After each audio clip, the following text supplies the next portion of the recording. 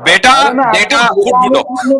मैं बेटा नहीं जी। वंदे मातरम जिसने भी लिखा उसने देश के लिए लिखा, ठीक ना। वंदे मातरम के ताल्लुक से इंडियन मुस्लिम के का जो मौकिफ है, जो उनका स्टैंड है, वो अभी जमीयत उलमा हिंद का जो प्रोग्राम हुआ था उसमें मौलाना महमूद मदनी ने बड़े जबरदस्त अंदाज से रख दिया कि वंदे मातरम गाने में बोलने में क्या परेशानी, जबकि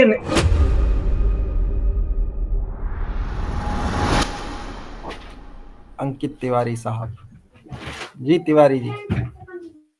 हाँ नमस्ते सर। हाँ जी अंकित जी, क्या हाल चाल है? हाँ सर बढ़िया, अपना बताइए।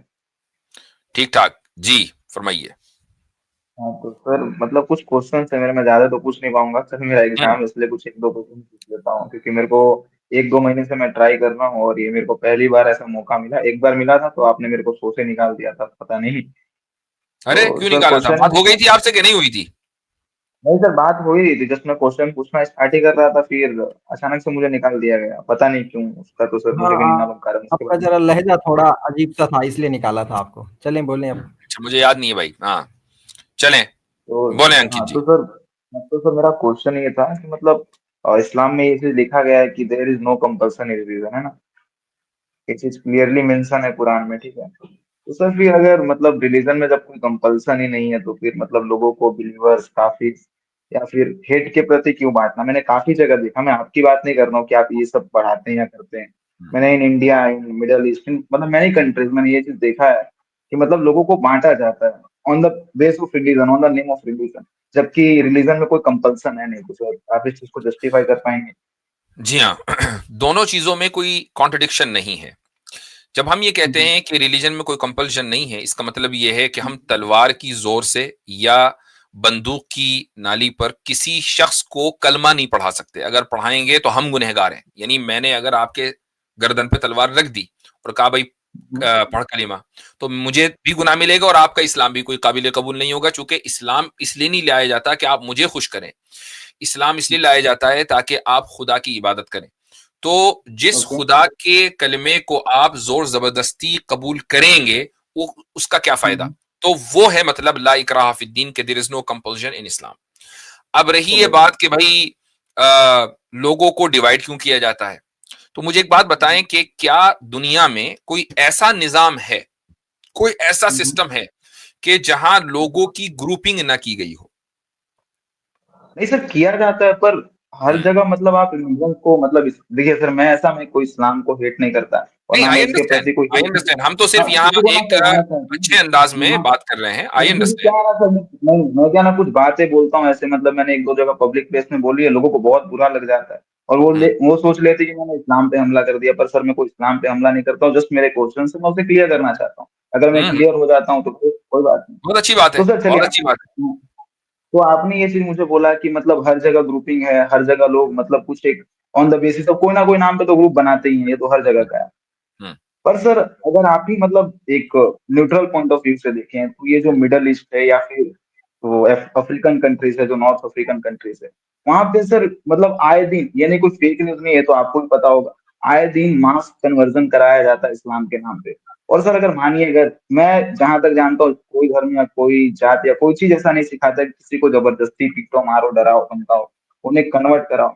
तो सर क्या इन लोग अल्लाह या फिर कुरान के हिसाब से इन लोग आपने को कहा कि मतलब मिडिल ईस्ट में और अफ्रीकन नेशंस में कोई दिन ऐसा हम्म। नहीं जाता जहां मास कन्वर्जन न कराया सर मेरा जाता। देखो ये चीज आप इस तरीके से ना लीजिए कि कोई दिन मतलब ऐसा नहीं कि आप ही ने तो मेरा कहा ना। कहने का मतलब, हाँ कहा मैंने, मेरा कहने का एग्जैक्ट मतलब सर ये नहीं है कि हर एक दिन नहीं, मतलब इन मैक्सिमम नंबर्स। और ठीक मान है, लीजिए आपके हिसाब से हर साल मान बहुत लीजिए सारे दिन ऐसे होते हैं जिनमें मास कन्वर्जन कराया जाता है। हाँ अच्छा मुझे हाँ एक बात सर। बताएं, मुझे एक बात बताइए। हम्म, सबसे पहले तो बोलिए सर। यहां से चलते हैं उसूली तौर पर। कन्वर्जन, हम्म, एक आदमी का एक रिलीजन बदलकर दूसरे रिलीजन में आना, ये उसका बर्थ हाँ राइट है या नहीं है? मुझे ये बात बताएं।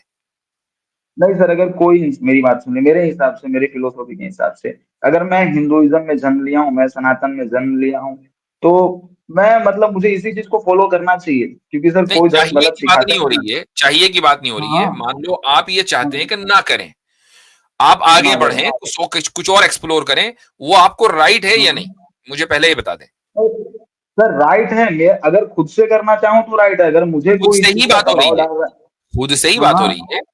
खुद से ही बात हो रही है, आप खुद से ही एक्सप्लोर करना चाहते हैं कुछ और, पर ठीक है?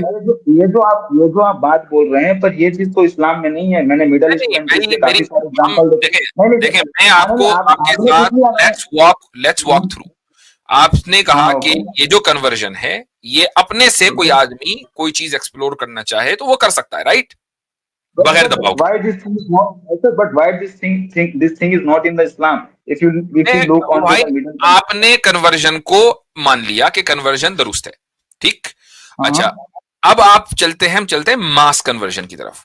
मान लीजिए एक ही वक्त में 100 लोगों की जर्नी इस तरह हुई कि सब ने ट्रूथ को पा लिया और सब ने कहा भाई हम एक ही दिन जो है वो मस्जिद में मिलेंगे और सब एक साथ ही कलमा पढ़ लेंगे, तो इसमें प्रॉब्लम क्या है? प्रॉब्लम नहीं है इसमें, मुझे कोई प्रॉब्लम नहीं है, पर अब इस चीज को आतंक के नाम पे कन्वर्ट करा रहे तब ना प्रॉब्लम है। ऐसे क्यों अगर ये साबित हो जाए, मैंने तो शुरुआती आपसे गुफ्तगू में यही बात कही कि अगर मैं आपको बंदूक के जोर पर कलमा पढ़ाऊंगा तो मैं भी गुनहगार, यानी मैं भी सिनर, और आपका कलमा भी कोई हैसियत नहीं रखता। मैं सब लोग आपको एकदम इजीली जस्टिफाई कर दूंगा विद प्रूफ, हर चीज के थ्रू मैं आपको जस्टिफाई कर दूंगा बहुत इजीली। देखिए मैं यहाँ सबसे पहली बात, मिडिल ईस्ट में, अफ्रीकन नेशंस में ऐसा अक्सर व बेशतर होता है, इसका कोई सबूत नहीं है। Point number 1। पॉइंट नंबर 2, अगर ऐसा कहीं हुआ है तो उसका ताल्लुक इस्लाम से नहीं है। ये भी मैं अगर के साथ कह रहा हूं, तो होता नहीं है, लेकिन अगर ऐसा कहीं हुआ है तो उसका ताल्लुक इस्लाम से नहीं है। इस्लाम की जो तारीफ आप खुद ही उसको कोट कर रहे हैं कि देयर इज नो कंपल्शन इन इस्लाम, तो हम तो उसको मानने वाले हैं। नहीं तो चलिए, आपने सर एक बार मुझे भी बोलने दीजिएगा, क्योंकि डिबेट मतलब दोनों तरफ से हो तो ज्यादा मजा आता है। मतलब आप क्वेश्चन कर रहे हैं, मैं भी आंसर करूंगा। तो आपने ये जो मुझे बात बोला कि इसका कोई सबूत नहीं है, सर ये आप कैसे कह सकते हैं इसका कोई सबूत नहीं है? यूनाइटेड नेशन ये तो आपको देना है ना सबूत, आप दीजिए सबूत। दे रहा हूँ ना, अब मैं आपको सबूत दे रहा हूँ ना, पर आप इस सबूत को फिर आप बोल देंगे इस सबूत को मैं मानता ही नहीं हूँ। सर हर जगह आप खोल के देख लीजिए, जो वर्ल्ड के टॉप न्यूज आर्टिकल, जो ये छोटे मोटे दलाल वाले नहीं, जो टॉप न्यूज कंपनी है, जो यूनाइटेड नेशन है, उन्होंने इस चीज को बोला कि बोको हराम एक टेररिस्ट ऑर्गेनाइजेशन है, वो मास कन्वर्सन करवाता है अफ्रीकन कंट्री। भाई वो तो टेररिस्ट ऑर्गेनाइजेशन है ना, बात मुसलमानों की हो रही है।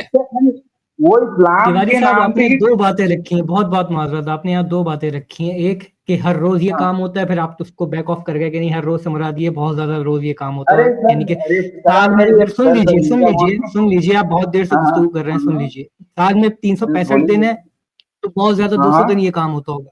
दूसरा आपने आर्ग्यूमेंट दिया कि मास कन्वर्जन कराया जाता है, मास कन्वर्जन कराया जाता है। यहाँ दोनों स्टेटमेंट पे आपने स्पेशल प्लीडिंग की है।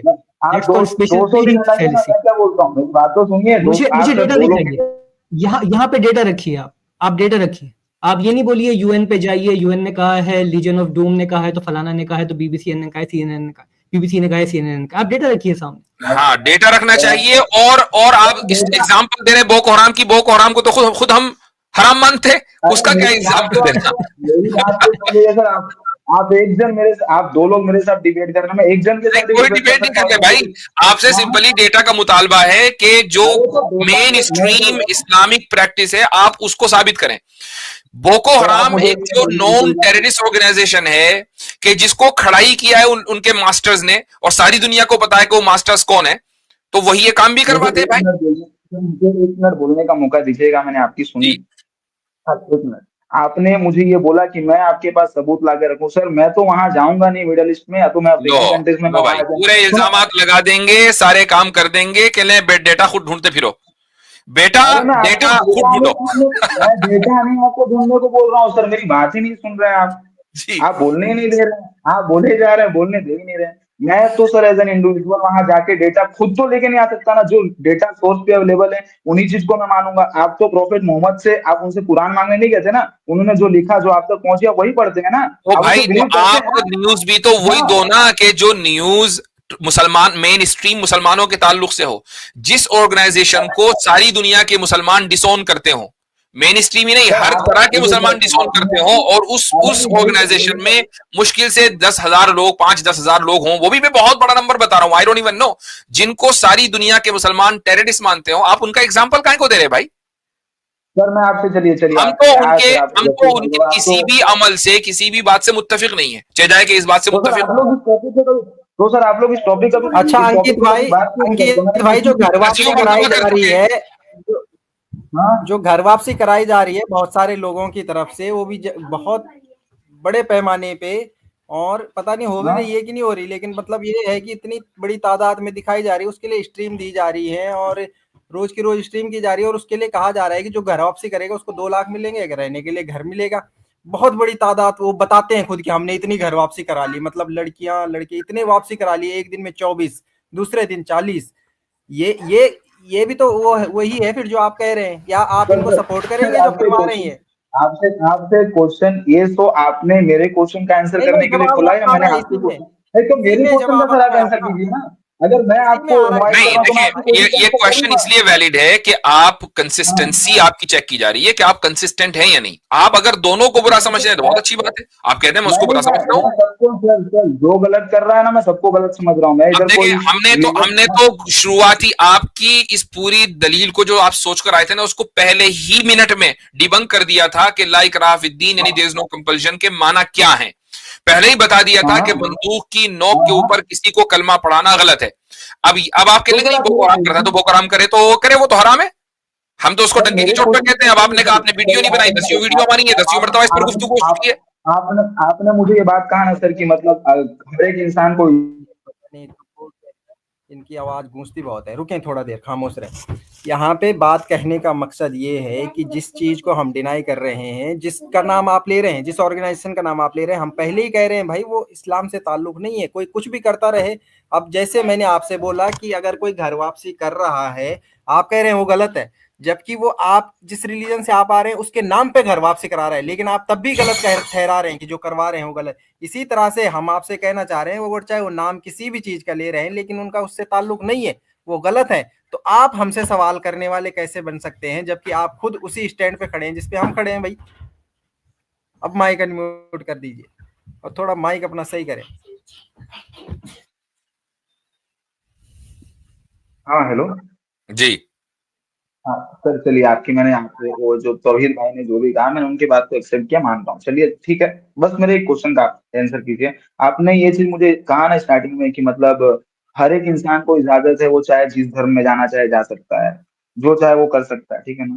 पर आप खुद ये चीज तो आपको भी पता होगा, अभी आप बोलेंगे इसका मैं सोर्स लेके आऊँ, तो सर सोर्स तो हर जगह गूगल पे, हर जगह, हर एक वेबसाइट पे, हर एक जगह अवेलेबल है। तो फिर आप बोलेंगे ऐसे पर्सनली मैं जाऊं वहां के ऑफिसर्स के पास, बोलूंगा भाई मुझे सोर्स दो, तो सर वो तो किसी से नहीं हो पाएगा, ठीक है।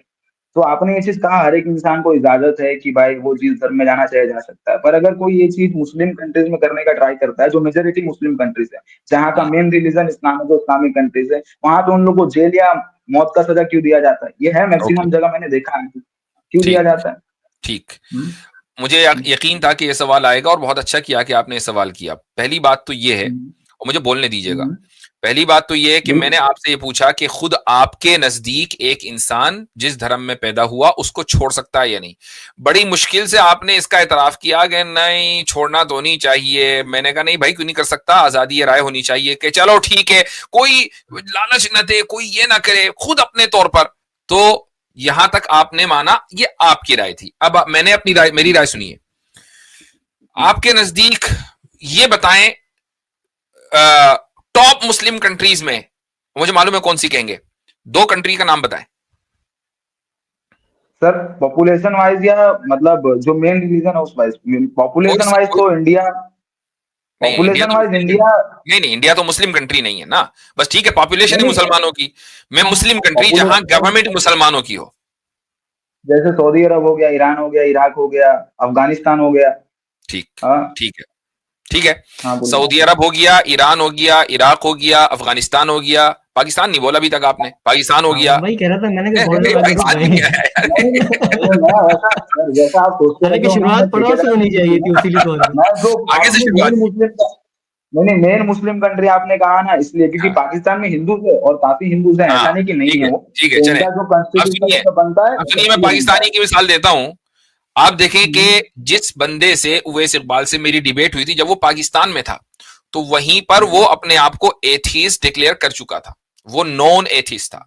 परवेज हुद भाई वहां क्यों भाई, बसालत भाई ये अपने आप को एथीस्ट डिक्लेयर कर चुका कि नहीं? ऐसे ही पूरा जो है वो ब्लैक बॉक्स के नाम से लम्स में आके उन्होंने बयान दिया था, एज एन एथियस्ट डिबेट की थी मुद्दा तौर जैसे। जी जी जी जी, तो एक तो ये बात हो गई। अच्छा, अब आप सुने कि क्या एक मुस्लिम मुल्क में, जहां मुस्लिम नहीं इस्लामी मुल्क में, इस्लामी मुल्क में एक आदमी अपने धर्म को, अपने रिलीजन को चेंज कर सकता है या नहीं कर सकता? अगर वो मुसलमान है, तो क्या वो मुर्तद बन सकता है? सुन तो ले भाई, मैं अपनी बात रख दूं तो इसका जवाब यह है कि एक इस्लामी मुल्क में जहां मुकम्मल इस्लामी निजाम नाफिज है, वहां एक मुसलमान इस्लाम को छोड़कर किसी दूसरे मजहब को इख्तियार नहीं कर सकता, अलल ऐलान। हाँ, वो ये कर सकता है कि वो मुल्क छोड़ के कहीं और चले जाए, हिजरत कर ले, दारुल इस्लाम छोड़े और दारुल कुफर चले जाए, वहां पर जो जिस तरीके से चाहे रहना चाहे रहे। उसकी वजह यह है कि जो इस्लामी मुल्क होता है, कुरान और सुन्नत उस मुल्क का कॉन्स्टिट्यूशन होता है। एक आदमी अगर इस्लाम तर्क करता है तो वो उस कॉन्स्टिट्यूशन को रिजेक्ट कर देता है। जब आप किसी मुल्क के कॉन्स्टिट्यूशन को रिजेक्ट कर दें तो फिर वहां पर रहने का कुछ बनता नहीं है, और आप इसके बावजूद रहते रहें और कॉन्स्टिट्यूशन को न माने तो उसको बगावत कहा जाता है। इसलिए बेहतर यह है कि आप दूसरे मुल्क को छोड़ के चले जाए कहीं और वहां जाकर जो चाहे प्रैक्टिस करना चाहे करें। और दूसरी बात यह है कि ईमान और कुफर का ताल्लुक दिल से है। एक आदमी नमाज नहीं पढ़ रहा है, एक आदमी रोजा नहीं रख रहा, कोई आदमी जाकर पुलिस जाकर उसको पकड़ेगी नहीं कि तुमने जो है रोजा क्यों नहीं रखा, तुमने हज क्यों नहीं किया, तुमने ज़कात क्यों नहीं दी, वगैरह वगैरह।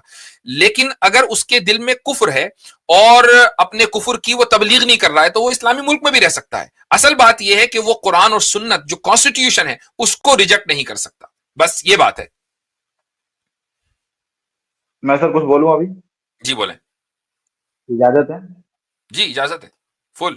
चलिए आपने ये बात मुझे कहा कि मतलब जैसे जो इस्लामिक कंट्रीज का जो कॉन्स्टिट्यूशन है on the based of Quran है ना, on the base of sharia and on the base of Quran है ना, तो जो इस्लाम को नहीं मान रहा है, जो इस्लाम को एक्सेप्ट नहीं कर रहा है, तो सिंपल मतलब है कि वो शरिया और कुरान को भी एक्सेप्ट नहीं कर रहा है, तो इसलिए उस मुल्क में उसको रहने की इजाजत नहीं है। ठीक है, बात करने है ना मुकम्मल सर? इतना हाँ, मैं कर रहा हूँ मुकम्मल। तो अब सर ये एकदम इलॉजिकल लोग हैं इंडिया में, ये जो चीज करते हैं। वंदे मातरम जिसने भी लिखा उसने देश के लिए लिखा, ठीक ना? उसने ये सोच के नहीं लिखा कि उसे हिंदू गाएगा या मुसलमान गाएगा या क्रिश्चियन या ईसाई जो गाएगा। भाई क्या कॉन्स्टिट्यूशन में ये लिखा हुआ है कि वंदे मातरम की मुखालफत नहीं की जा सकती? सर मेरे को उर्दू नहीं समझ में आता, थोड़ा हिंदी या तो इंग्लिश बोलिए। क्या कॉन्स्टिट्यूशन में ये लिखा है कि वंदे मातरम के साथ डिसएग्रीमेंट नहीं किया जा सकता? सर 1 मिनट, आप ये एकदम ऐसा exact point two point thing को उठा रहे हैं। मतलब वंदे मातरम तो आपने एक एग्जांपल दी तो उसी पर बात करनी पड़ेगी ना, बिल्कुल पॉइंट टू पॉइंट उठाना पड़ेगा। अगर ये लिखा है, अगर ये कॉन्स्टिट्यूशन में लिखा है कि भाई ये होलीएस्ट सॉन्ग है, इससे आप डिसएग्री नहीं कर सकते, तो जवाब दे, तो बात करें। और अगर आप डिसएग्री कर सकते हैं, कॉन्स्टिट्यूशन के हर क्लॉज से आप डिसएग्री कर सकते हैं, कॉन्स्टिट्यूशनल राइट है आपका, दुनिया के किसी भी मुल्क में, अमेरिका में हूं, आप इंडिया में हो, दूसरा कहीं और तुर्किस्तान में, वेयरएवर, अगर आप कॉन्स्टिट्यूशनली किसी कॉन्स्टिट्यूशनल क्लॉज के साथ डिसएग्री कर सकते हैं तो that's your constitutional right to disagree with Vande Mataram. इसमें प्रॉब्लम क्या है? सर 1 मिनट दीजिए मुझे, आप बोलने दीजिए। आपने बातों को बोल लिया, आपने बोलने दिया ही नहीं मुझे। मैं तो इसको नहीं बोल रहा हूँ कि होलीएस्ट सॉन्ग है, ये कोई रिलीजन के बेस पे तो नहीं है ना, it is based on the nation, ये देश के लिए। सर इससे बहस नहीं है कि सॉन्ग क्या है, हम यहाँ पर उसूली बात कर रहे हैं। आप जिस तरफ लेकर जाना चाह रहे हैं ना, आप ये फिर मुसलमान यहां से निकल जाए। भाई अगर वो कॉन्स्टिट्यूशन की खिलाफ वर्जी कर रहे हैं, अगर वो कॉन्स्टिट्यूशन को नहीं मानते तो आपकी बात सही है, लेकिन अगर वो विद इन कॉन्स्टिट्यूशनल पैरामीटर अगर वो किसी सॉन्ग या किसी क्लॉज या किसी लॉ को डिसएग्री करते हैं तो वो तो कॉन्स्टिट्यूशन राइट हुआ ना। नहीं, आप 1 मिनट, आप मेरे क्वेश्चन का सर आंसर नहीं कर पाएंगे। जैसे आप पूछ रहे हैं ना, मेरे पास ऐसे मैं ट्रिक करके आपसे पूछ सकता हूँ, पर आप नहीं आंसर कर पाएंगे। वाह भाई, मान के चलिए मेरी यानी मिसाल आपकी, ट्रिक मेरी। मिसाल आप आ रहे हैं वंदे मातरम की और कह रहे ट्रिक मैं कर रहा हूँ, ये जबरदस्त डिबेटर है, आप प्रोफेशनल डिबेटर है, बिल्कुल आपके पास ट्रिक करने की टेक्निक है। मैं इतना प्रोफेशनल नहीं हूँ, मेरी बात मैं समझ रहा हूँ, पर आप एक बात बताइए, आपने जो मुझे बोला ये कहीं एक कॉन्स्टिट्यूशन में लिखा हुआ है? कॉन्स्टिट्यूशन में तो एकदम एग्जैक्ट ऐसा भी नहीं लिखा गया कि महात्मा गांधी को नेशनल फादर मानना है, ये है वो है, और हम मानते हैं ना। मानो भाई, ना मानो, कौन कह रहा है कि मानो? ऐसा नहीं है सर, आप इस नेशन की ऐसा आप कैसा बात कर रहे हैं? आप जब इस देश में रह रहे हैं, इस देश का खा रहे हैं, इस देश के लिए हर कुछ। अरे भाई, अगर क्या ऐसी बड़ी तादाद है हिंदुओं में भी जो गांधी जी को फादर ऑफ नेशन नहीं मानते? नहीं मानते तो क्या उनके ऊपर केस हो गए? क्या उनको मुल्क से निकाल दिया? भाई आपका जो कॉन्स्टिट्यूशन है वो एक सेक्युलर कॉन्स्टिट्यूशन है, उसमें लोगों को अपनी बात रखने का इख्तियार है। सेकुलरिज्म के नाम पे तो यहाँ बहुत कुछ ऐसा होता है कि जो मतलब नहीं होना चाहिए। वो तो भाई वो आप मुझसे क्यों पूछ रहे हैं ना, मैंने तो नहीं बनाया ना कॉन्स्टिट्यूशन, वो जिसने बनाया उससे पूछो। नहीं ये सर, अब वो तो जिंदा नहीं है ना, और मैं उससे भी पूछ रहा होता हूँ अगर मेरे से मिलता हो तो क्या बोलूं। अब वो जिन्ना ने बनाया इंडिया का कॉन्स्टिट्यूशन तो बहुत अच्छी बात है भाई, तो मतलब तो बचा ही कुछ नहीं आपके पास, आपका कॉन्स्टिट्यूशन भी जिन्ना नहीं बनाया, सुभान अल्लाह। नहीं आपको ये पता है, ये तो जबरदस्त रहा भाई। यानी आप ये कह रहे हैं कि इंडिया के कॉन्स्टिट्यूशन के बारे में आप जिन्ना से सवाल करेंगे? नहीं, मैं इंडिया के कॉन्स्टिट्यूशन के बारे में आपसे सवाल नहीं करूंगा, मैं इस चीज के बारे में आपसे सवाल करूंगा कि वंदे मातरम गाने में बोलने में क्या परेशानी, जबकि इसको देश के लिए बनाया गया। मेरा उस सॉन्ग से कोई लेना देना है ही नहीं, मैं तो इंडियन नहीं हूं ना मेरे ऊपर वो लागू होता, ना मुझे उससे कोई लेना देना। आप इस्लाम से रिलेटेड क्वेश्चंस को तो आंसर करते हैं ना। रही बात वंदे मातरम के ताल्लुक से, इंडियन मुस्लिम के का जो मौकिफ है, जो उनका स्टैंड है, वो अभी जमीयत उलमा हिंद का जो प्रोग्राम हुआ था उसमें मौलाना महमूद मदनी ने बड़े जबरदस्त अंदाज से रख दिया। आप उनसे जाके सवाल करें, मेरा उससे क्या लेने देना। इतना इन सब चीजों को नहीं देखता है सर, मैं छोटे मोटे देखना चाहिए ना। आप अगर एक क्वेश्चन लेकर आए हैं तो उस क्वेश्चन के बारे में अच्छी तरीके से स्टडी करनी चाहिए और फिर सवाल करना चाहिए। हमारा यहाँ हमारी जो गुफ्तगू है वो रिलीजन पर होनी चाहिए। करंट पॉलिटिकल अफेयर्स हमेशा फुल ऑफ डिसेप्शन होते हैं, उसमें आप ये समझेंगे यार उसने कह दिया, उसने धर्म की बात की, हालांकि उसने धर्म की बात नहीं की है, उसने सिर्फ और सिर्फ अपने वोट की बात की है। तो इसलिए जो करंट पॉलिटिकल अफेयर्स हैं उससे आप अपने आप को बचा के रखें। आपकी अपनी ओपिनियन हो सकती है लेकिन उस पर डिबेट करके कोई फायदा नहीं है। आप कभी भी अपनी कोई बात रखेंगे, कल को जिसके हक में आप बात कर रहे होंगे वो आपके खिलाफ खड़ा होगा, उससे क्या फायदा। तो रिलीजन के ऊपर फोकस करें। वो तो चलिए, आपसे लास्ट क्वेश्चन, मेरा भी कल एग्जाम में हो गया, लास्ट क्वेश्चन हो गया, लास्ट ही तो था, और कितने लास्ट रहेंगे? नहीं सर, लास्ट क्वेश्चन था फिर मुफ्ती साहब ट्रिक कर देंगे आपको, फिर ट्रिक हो जाएगी आपके साथ। मैं फिर कोई ट्रिक कर दूंगा, फिर आप रोएंगे, क्या फायदा होगा इससे। भाई अगले हफ्ते आइएगा, अगले हफ्ते आइएगा। सुनिए तो अब अगले हफ्ते आए, अगले हफ्ते गुफ्तगू करें। बात चली थी कहीं से और पहुंच गई कहीं और, तो आपका ये लास्ट ही था, इससे पहले वाला तो आपका क्लियर हो गया।